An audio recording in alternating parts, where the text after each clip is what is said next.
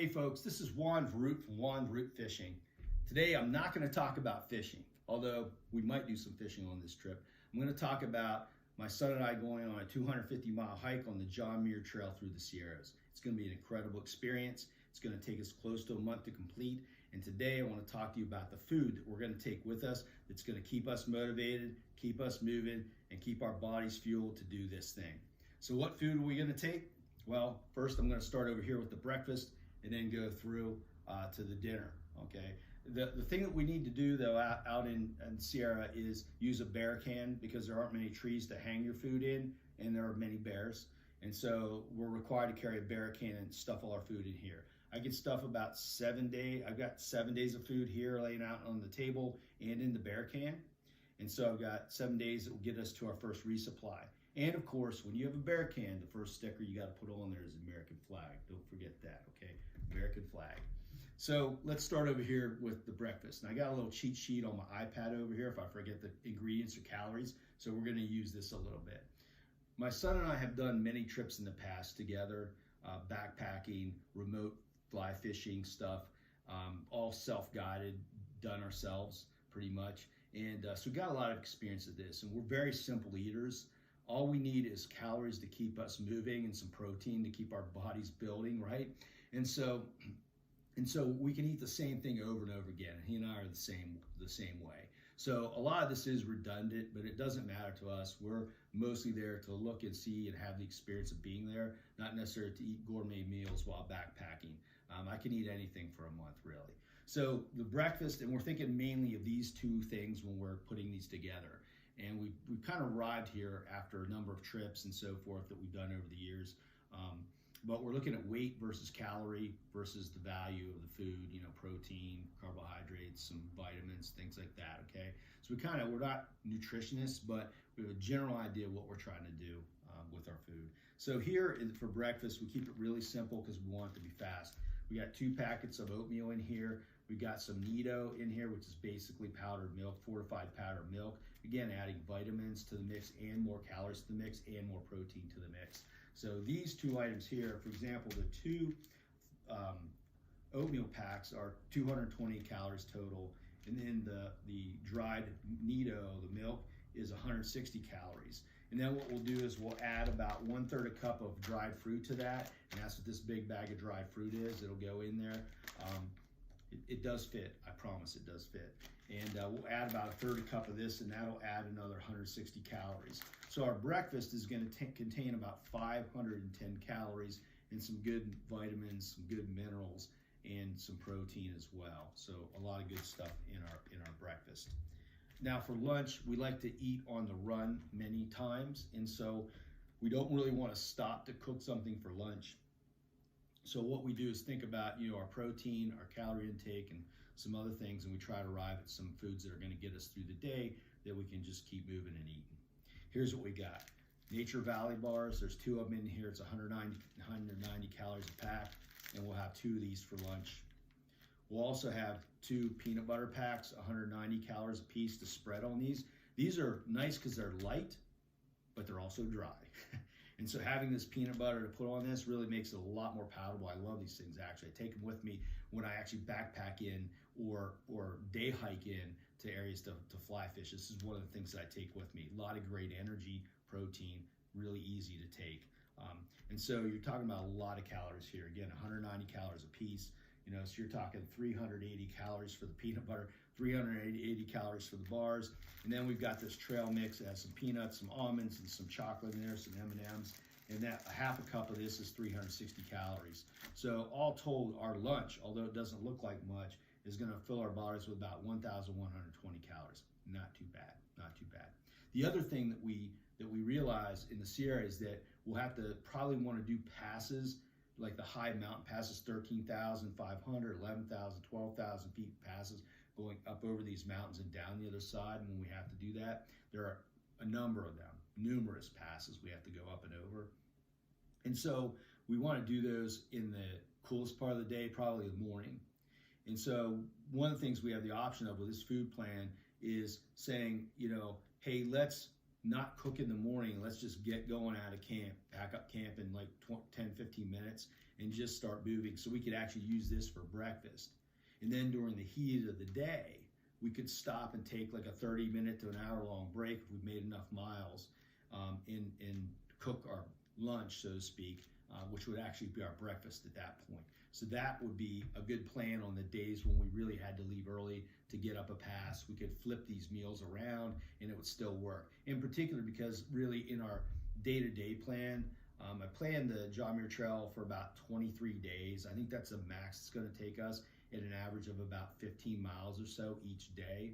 But some days are going to be shorter than that because of the passes, and you just can't do as many miles, or you can't do 2 passes in the same day, so you got to stop, wait, and then start the next pass in the next day.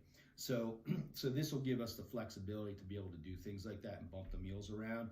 And we also want to stop sometimes at the middle of the day anyway and find a nice creek or a nice lake. And there are many creeks, many lakes in the Sierra.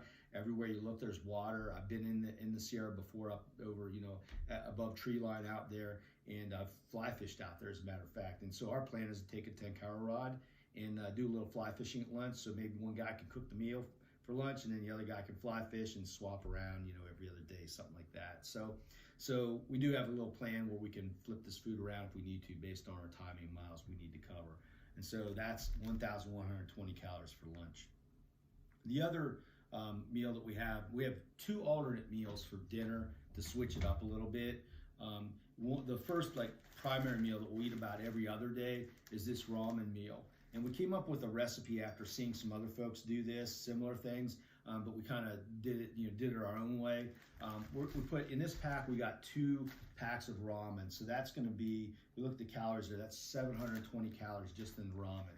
We've got the flavor packs in here, but we're not planning to use the flavor packs most of the time unless we really truly want to, but they're there just in case we do want to use it. So that's a big calorie boost there. We'll also make a pad thai with it. So this is powdered peanut butter, dried powdered peanut butter. And so we've got this measured out. Powdered peanut butter is going to add about 120 calories to this meal. So we're bumping up the calories that way. For flavor, these are fake soy sauce packs now, because my soy sauce is down at the bottom. I don't feel like digging out my bear can completely. Too lazy. But we'd have 2 packs of soy sauce to put in here as well, and that'll give you that good pad thai flavor in the peanut butter. It's going to be good. We actually tested this recipe, ate it, and it was good. I could eat 2 of them. They were good. They were good. To boost the calories, one of the things that we do to boost calories in our dinners is bring a bottle, or you can buy packets like this of virgin olive oil. But we decided for this trip, since it's kind of a bummer because this isn't going to go down as you use it, but it's more cost effective to do these small plastic bottles, and they don't weigh much. And so we've got these small plastic bottles of virgin olive oil, and we can add a tablespoonful. If we add, say, a tablespoonful to this just to boost calories, it's going to add 120 calories. And so at the end of the day, when we have these 1, 2, 3, 4 ingredients, we're going to be at 950 calories for dinner. And so that's really pushing us to our goal of around 2,500 to 2,800 calories a day. Yes, we're definitely going to be running a calorie deficit every day that we're on trail. We know that. But it's just one of those things that you have to weigh the cost benefit of your food versus your weight versus the need to make miles every day. And so that's what we arrived at. We've done this before with this many calories pretty easily, actually. When we were in the Smokies, we were out there for 7 days, or I think it was 8 days in the Smokies, and we did the same similar meal plan and with the same calorie intake, and it worked pretty good for both of us. And so, we can do that. We can also supplement with some fish that we catch as well, because in the Sierra, obviously we'll get a fishing license, and it's really easy to catch trout in those high mountains. And so we can always supplement with a little trout if we need to along the way. So those are our meals for the 3 major meals of the day.